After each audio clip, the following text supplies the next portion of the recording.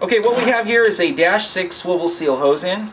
This is known as an 800-106. It's the cutter version with the cutter nipple, and it is the most popular hose in the inventory of Earl's. What we're going to do today is show you how to assemble one of these and cut the hose that goes with it, which seems to be a big problem for many of our customers. Okay, so we'll cut there. Now we'll come over here. Ready?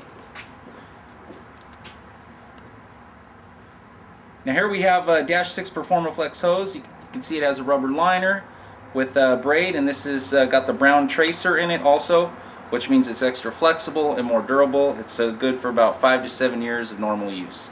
The way we cut it is with a mason's chisel, which you can buy at any Home Depot or True Value. We sharpen the blade, as you can see, very sharp. We also use a 3-pound to 5-pound sledgehammer and a trusty block of aluminum or brass for the blade.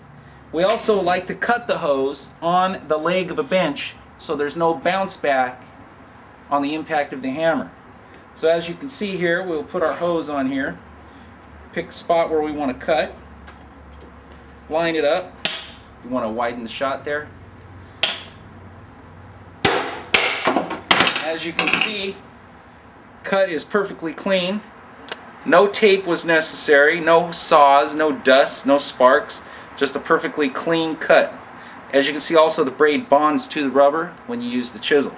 Okay, then we come back over here. Now there's 2 parts to every hose end. This is the socket, this is the hose end. The socket has a tapered end. That's the end that the hose will go into. That tapered end needs to go into the vise. What we also like to do is have smooth jaws on our vise so we don't ruin the hose end. We don't prefer to use aluminum jaws because the aluminum transfers material to the aluminum hose end. We just buy some steel bar stock and we screw them into the old jaw locations, and we have nice smooth jaws that will last us for years. Anyway, we put a little bit of tension on the vise. We don't want to oval the socket by over tightening the vise.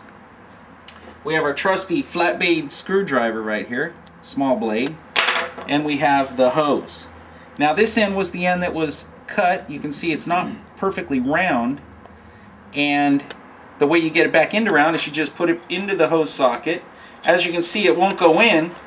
It's bigger than the socket, but if you angle it, treat it like a pair of dress shoes, you just shoehorn it in with the flat blade screwdriver, poking the braids in, and turning the hose and pushing at the same time.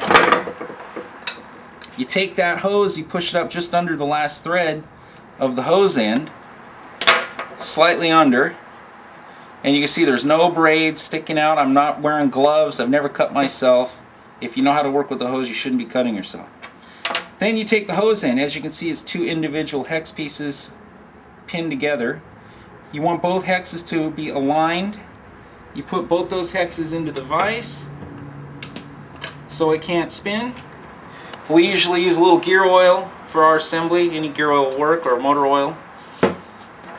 And we take the hose and we want to stick it on that nipple. And then once it starts to thread, we push and turn the hose. We do not touch the socket. Push and turn the hose as long as you can until it's too tight. And then we go to the wrench. And we go until it's tight. And that's it. Perfect assembly. No cuts, no bruises, no trips to the hospital.